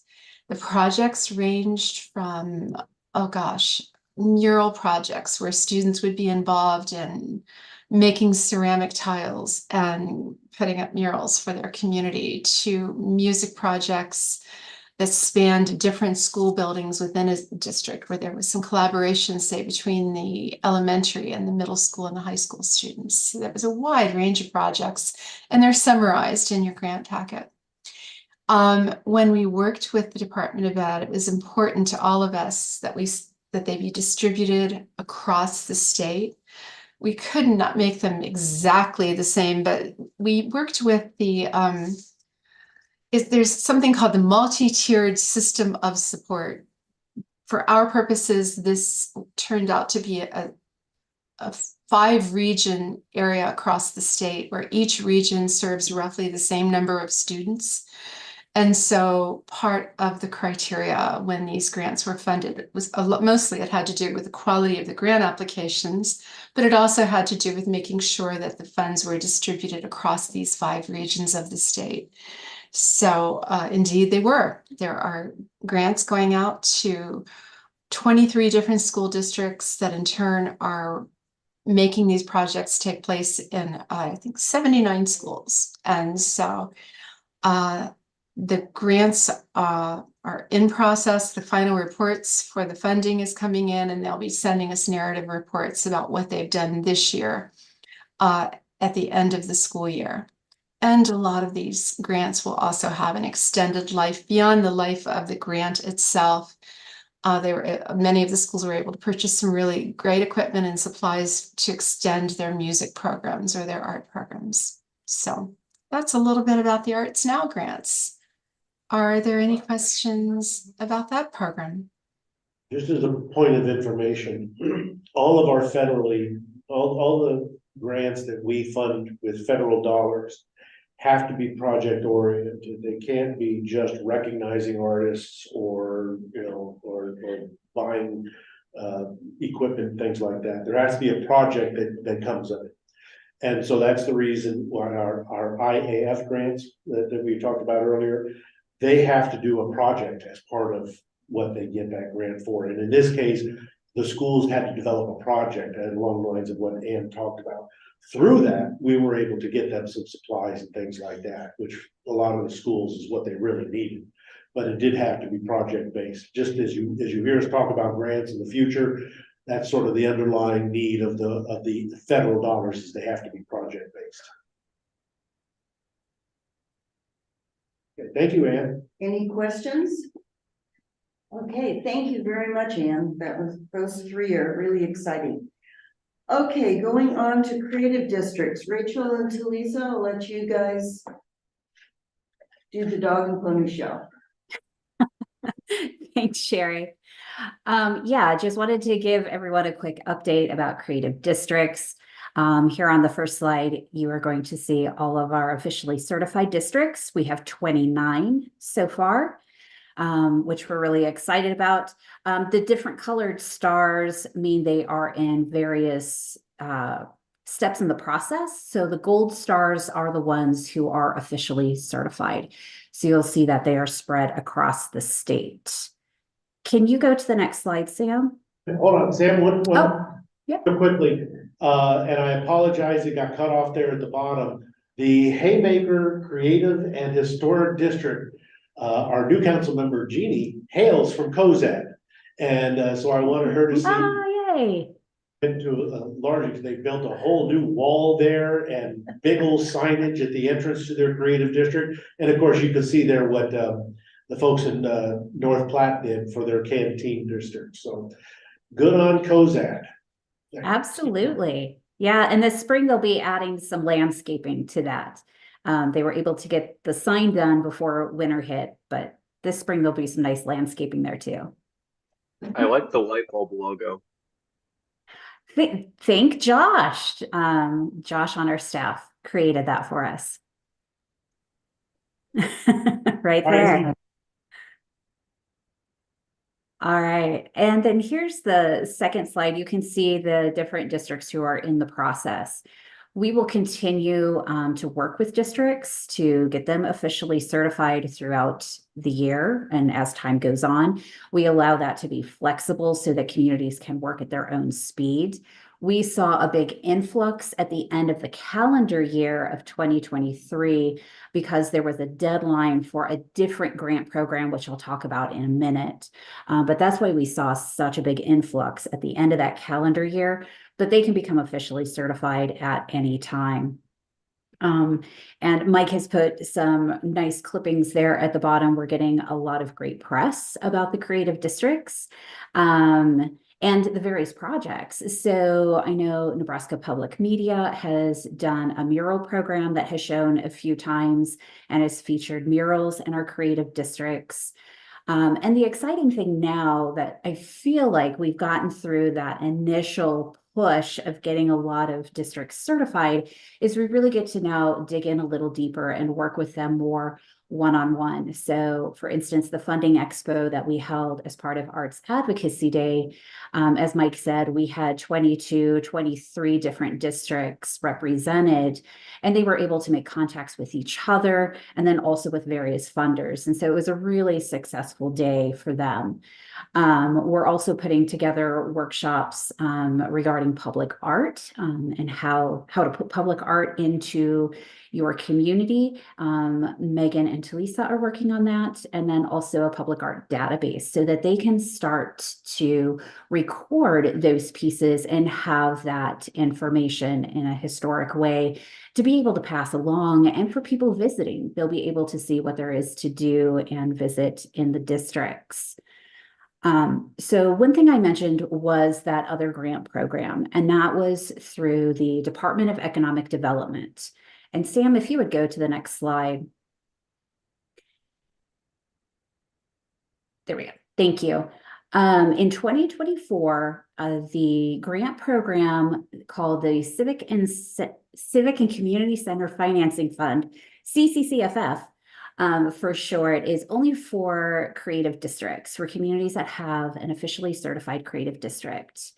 It's a very, very popular grant program and very competitive. I reviewed grants for them last year and we had 42 applications that we read through.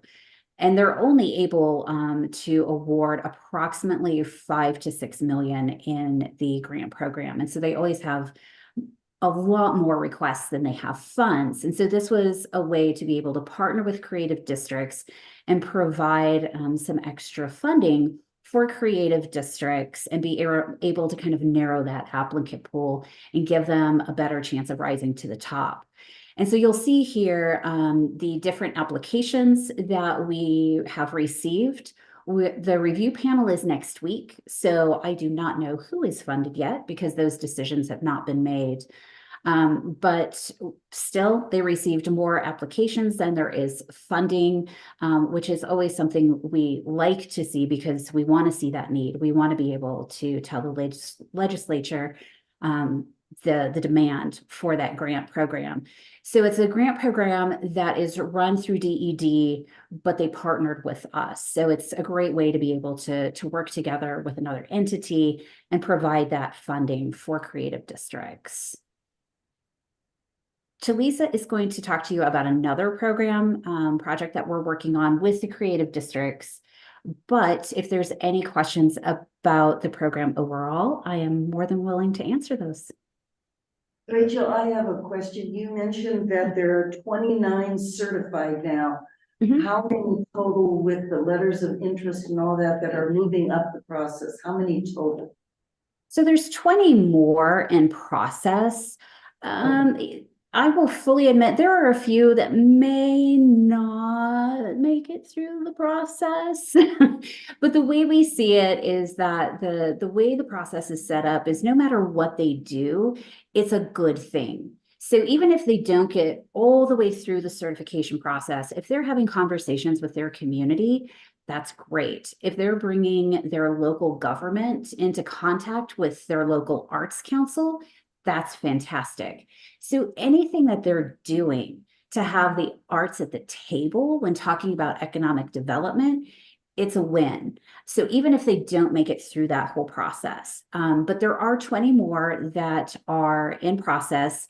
And there are more that have been calling and saying, oh, we're going to send in our letter, look for it in the next week or two. So I know there's more communities that are interested in the program. So we would be okay if we're promoting it to someone to say that there are 49 in process, either certified or in process. Yeah, there's 49 officially in the entire program. Okay, thank you. Yeah. Anybody else have questions? I believe Megan is actually going to take the next one. Yes, sorry about that. The voices that is down. Rachel, are there any shared metrics across the creative district, either in terms of number of engagements, tax base increase? What are those elements? Yeah, so as part of the process, they have to complete a 45-page workbook. And one of those pages is completely focused on data collection. And so sales tax, lodging tax, number of businesses, number of creative businesses, number of jobs.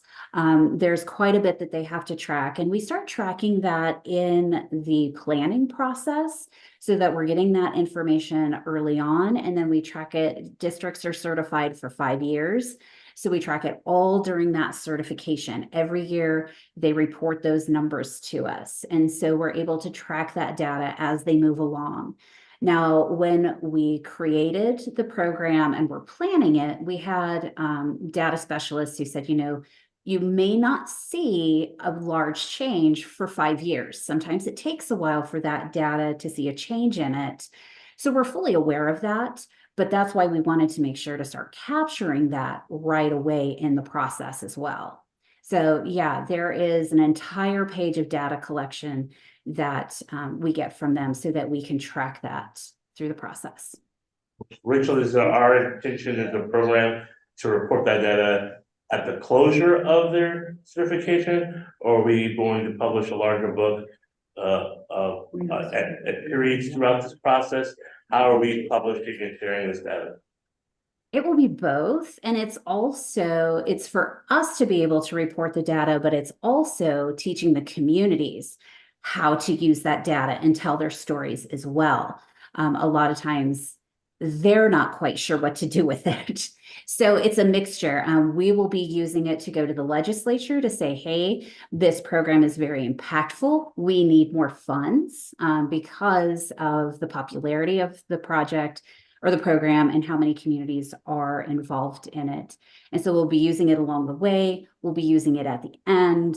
And we're also teaching the communities then how to use it as well and be able to tell their story and be able to go out and leverage our funding for other funding as well. Thank you. That'll be a large part of the focus of that. Rachel, September. Mike just pointed out that we're looking at the clock and we're going to finish up all the reports, but we have a couple of motions that we have to get approved. And just in case we have some board members that might have to leave right at 4, we'd like to come back to you and do those 2 pieces and then come back and finish up you and Steph and Megan's reports, if that's okay. Yep.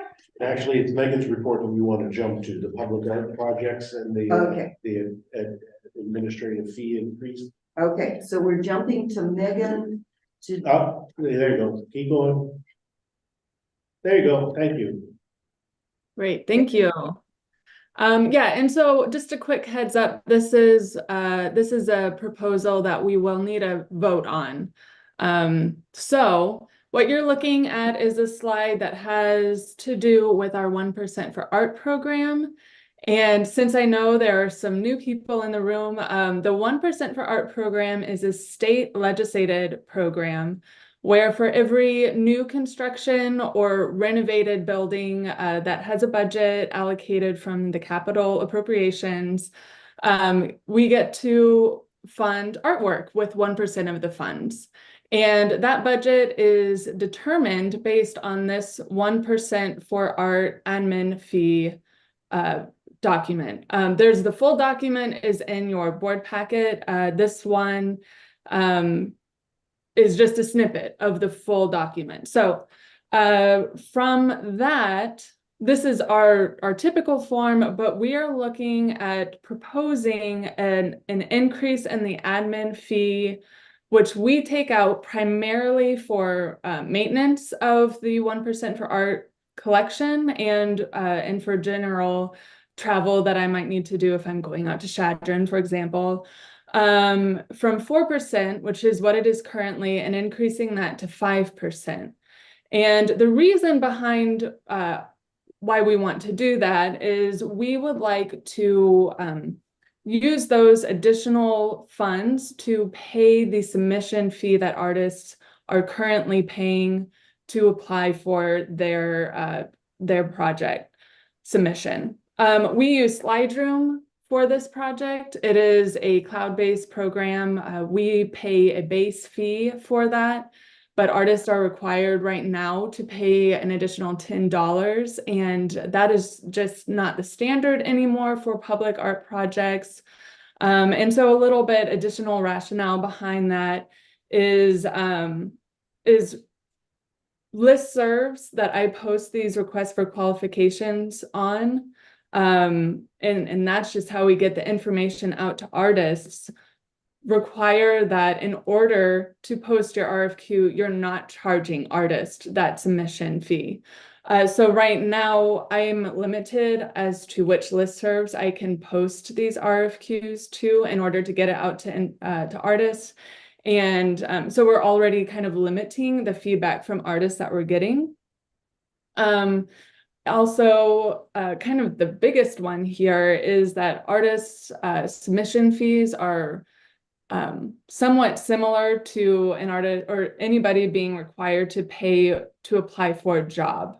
So there are just a few considerations there in that this rationale is also in your board packet, but those are kind of the primary reasons. And again, an RFQ is short for request for qualifications, which is how we send out information about each project so that artists know whether or not they are a good fit for that public art project. And then they'll apply based on the information in the RFQ with supporting materials. And we're hoping that by increasing the admin fee, we're able to eliminate the fee that artists are paying in order to be considered for these projects. And by eliminating the artist fee, we're looking at perhaps a 20% increase of submissions when artists aren't having to pay that fee. So we might have like 75 submissions on average now, and there might be a few more as a result of that. And we factored that in to the amount that we're expecting that we'll have to pay annually to cover the submission fees. So we're looking at around $4,100 in order to pay the submission fees. By increasing the admin fee from 4% to 5%, we would be estimating about $5,400 of revenue from the increased admin fee. So that additional fund that we would get the 4,400, anything left over from the admin fee, we would be able to still use for maintenance on the 1% for art collection pieces. And as Mike mentioned earlier, that is a concern right now that we're thinking about. There aren't any major concerns within the collection, but it is an aging collection, and we're just amping up with our maintenance fee to be able to help maintain the collection pieces that we have. But the primary use of the increase of 4 to 5% on the admin fee would be to eliminate the slide room fee that artists have to pay in order to submit their work for a project. So that's the basic reasoning, but I'm happy to answer any questions if you have any questions before voting. We're allowed by the state to determine what our fee structure is. We just need to have board approval when anytime we make a change to it. So that's the reason we bring it to you today. All right, hearing no questions at this point, would someone make a motion, please, to approve the revised 1% administration fee form? Laughlin, so moved. Rose, second. Thank you both. Nick, would you take call? Yep. All right. Sherry Hofshire, Yes. Brian Botsford, Yes. Zach Cheek, Yes. Brenda Davis, Yes. Michelle Dudley, Yes. Crystal Dunning, Yes. Jana Goranson, Yes. John Gross, Yeah. Clark Roush, Yes. Jeannie Salerno, Yes. James Wright. Yes. Thank you. Thank you so much. Then we have one other motion that is under other business, and then we'll move back to reports. And that is that new board member John Gross has graciously agreed to serve on the finance committee, which is just doesn't need any action. But he also has agreed to be on the NAC DC committee. And in order to do that, we have to vote him on as a board. I would entertain a motion to add John Gross to the NAC DC board. I'll make the motion. I talked to John for 5 seconds, but it was a good 5 seconds. Okay, thanks, Zach. Is there a second? Second, Roush. Thank you, Clark. All right, Nick? Okay. Sherry Hofshire, Yes. Brian Botsford, Yes. Brenda Davis, Yes. Michelle Dudley, Yes. Crystal Dunning, Yes. Jana Goranson, Yes. John Grouse. I'm guessing I should probably abstain. Yeah. I don't think so either. Mark Laughlin.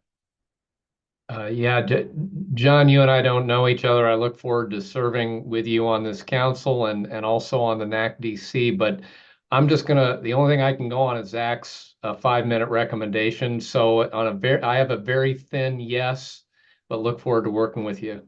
Yeah, I look forward to it. It's 5 seconds, just to clarify. 5 seconds. That's even thinner. Multiple of 60, but Look forward to working with you as well. All right, Sarah Peets Yes. and Jeannie Salerno. And James Wright. Yes. Okay, and now we can go back. Rachel, if you have anything else, or pass it on to Louise. I think we can pass it to Megan. That's right. You can pass it to me, but I think there's a video of the Creative District in Norfolk. So I don't know if you want to do that first. Oh, this is exciting. Okay. Yay! So we worked with OnPixel to do some promotional videos for some of our creative districts. And it has been a long project, but we're really excited to show you one of the examples. So, Sam, take it away.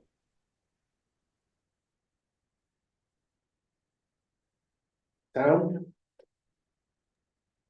We can't hear it, Sam. Ooh. 4 o'clock, that's not what you want to see. The audio is really lovely too. Can we try it again with sound?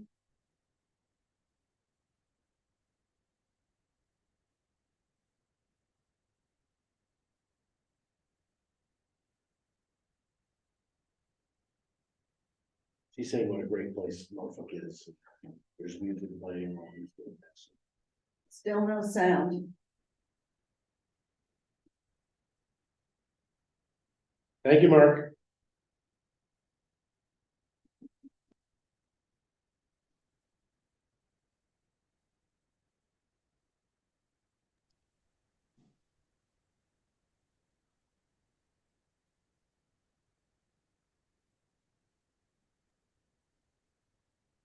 Sam, do you need to reshare it and select visual and sound?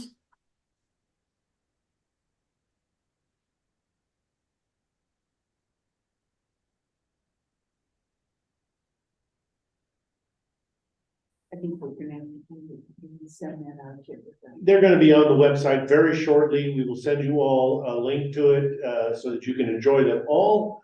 And we apologize for the technical hang up here. All right. I just want to punch in here and just say how proud I am of our community and how we've all come together for the creative districts. And yeah, if any of you get a chance to visit, you'll be pleasantly surprised as to what's going on downtown. So yeah, so. Michelle, they should go during, what is it called? The green light time period? What's that called? Okay, Mike. Or maybe Rachel knows the green light period when everybody's got their front doors open. I don't know this. I made it up. Either. It's a great idea. No idea. Well, it's a lot better than the red light time period. So yes. Well, they talked about it in the video. It's like first Friday, but it's with, open mics and things like that downtown. I remember them talking about it during our site visit. At any rate. Okay. Got it. All right, Sam thinks he has. The Creative District is a great opportunity to encompass downtown where there's all sorts of little gathering places,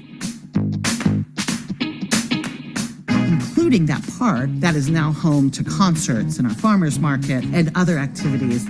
We planned the Cinco de Mayo event, and we are planning our next event, which is the Hispanic Heritage Month. We partner with the Elkhorn Valley Museum for everyone to attend.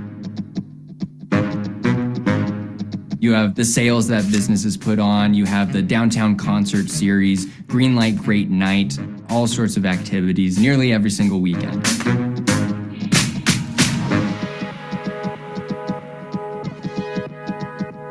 People from other towns come specifically to shop here for Mexican ingredients. It's also a family business.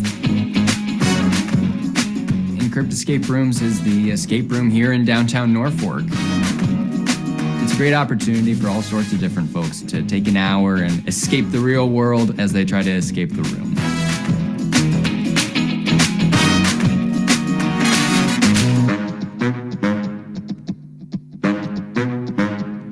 We have a sculpture walk where we will make our way through the 18 sculptures that are located downtown. We bring in different sculptures every single year. It's a great way to meander through downtown and take in the art scene. If you want to have a few cocktails or snacks along the way, I can make it last 3 hours. However you want to do, just to enjoy all your time in downtown Norfolk. The reason that you need to be here is where we're going. You coming and taking a look at it is going to help us keep growing forward. And the next time you visit, there's going to be something new.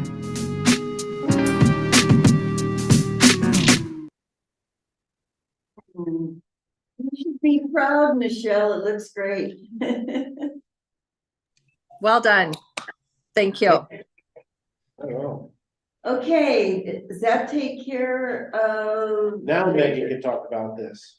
Okay, I know it's a bit of bait and switch. I know you all wanted to hear from Talisa, but she has been the main point person on this project. And I've just kind of helped. I've been able to be a panelist and help along the way, but Talisa's really been the main point person.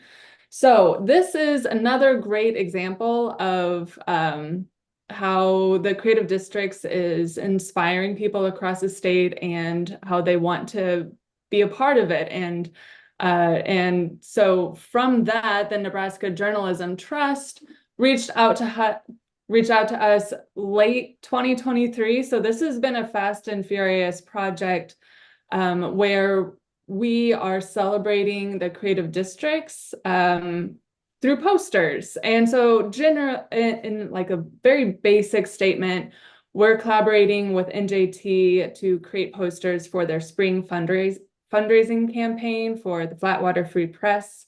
And they wanted to feature 6 different creative districts.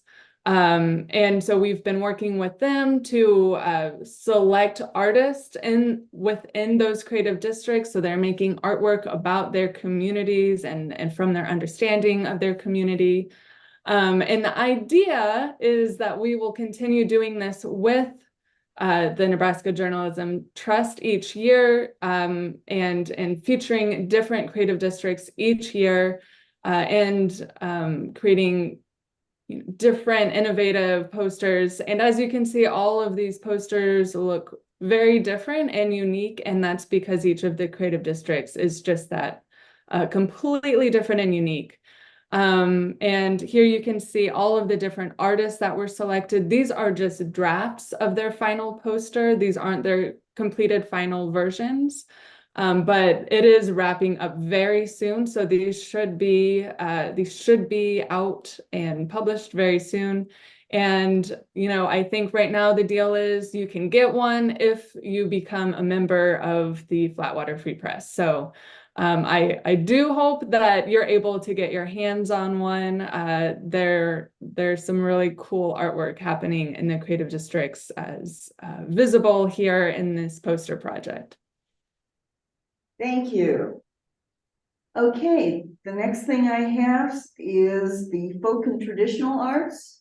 Stephanie? Hi, everyone. So glad to see you all. So I have just a small update about what we have coming up. But first, I wanted to just let you know of a few findings from our research associate, Ellen Struve's work last year. So the photos you're seeing on the screen are some of the photos she took from last year, and they relate pretty closely to a few of the findings that she's discovered this year as well as last year. So one thing that we've found in our research is that a lot of the support that goes towards folk and traditional arts practices and programming occurs outside of the nonprofit world. So businesses and guilds and things like that really do a lot more programming than what you might see at nonprofits. And so the photograph you see of the participants in a rosemalling workshop, that is at a business in Elkhorn called Little Scandinavia. And surprisingly, rosemalling is an art form that we actually don't see as much as others so far anyway. The other thing that we found is that the folk and traditional arts are a great opportunity for community and economic development. And so the photo in the middle is a photo taken at the Wilbur Czech Festival or Czech Days, depending on, it kind of goes by both names. They're a pretty small community, but during the Czech Days, they have about 30 to 40,000 visitors show up for that event. So those festivals and big folk and traditional arts events like that really do kind of bring a lot of people to town to spend a lot of money. And then the photo that you're seeing on the other side is from the Florence Mill here in the Omaha Metro. And during the summers, when they have their farmers markets there, they have what they call a circle jam. And so it's folk and traditional, or I should say traditional musicians playing. And so that's one other thing that we found is, in addition to businesses, is that a lot of the you find when you're looking for folk and traditional arts sort of in the wild, so to speak, the place to look is at places like farmers markets and festivals and those sort of community gatherings. So some really great photos from last year and some really interesting artists in that report that we've not put up on the website yet, but we plan to.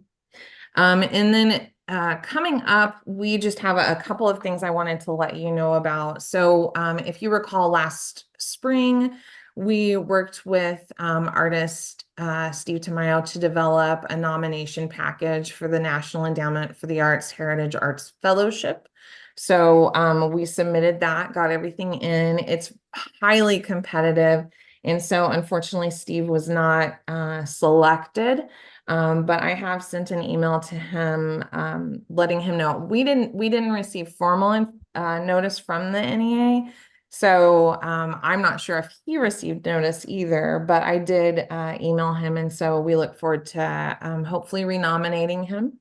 We can do that year after year until someone is nominated. So, and then Ellen Struve is going into the next year of her research associate contract work with us. And it's taking a little bit of a different shape this year. So in the past, it's really been focused on breadth and finding out across the state, who are the artists that we need to talk to, who are the organizations, who are the culture bearers and tradition keepers that we need to know about. And we have now a list in the mid 200s. And so this coming year, we're going to shift into more depth. And so we're planning to select 5 artists that we can do some in-depth interviews with and documentation of. And so we'll be moving forward with that. And then Ellen is also going to facilitate the apprenticeship award. We're about to start designing the application for that process. But part of what she will do is work with the mentoring artist and the mentee artist to develop a sort of learning plan and then public-facing project. So I'm happy to answer any questions. Okay, thank you very much, Stephanie. Megan, are you finished? Did you have anything else? I think that was it for me. Okay, good. Then we are ready for adjournment. You guys are so great to hang on. I'm sorry we went over lots of good information. If there's nothing else, then I motion for adjournment, please. Jeannie, what did you say? I move that we adjourn. All right, that's a motion. Is there a second? Second, Pete's. Okay, thank you. Quick vote, Nick. All right. Sherry Hofshire. Yes. Brian Botsford. Yes. Zach Cheek is out. Brenda Davis. Yes. Michelle Dudley. Yes. Crystal Dunning. She's gone too. Jana Goranson. Yes. John Gross. Yeah. Mark is gone. Clark Roush. He's gone. Okay. And James Wright. Yes. Okay. All right. Thank you, everybody. Have a good weekend. Appreciate your time. You're great. Thank you. We'll get information to you about the September meeting, and we'll look forward to seeing you in person here.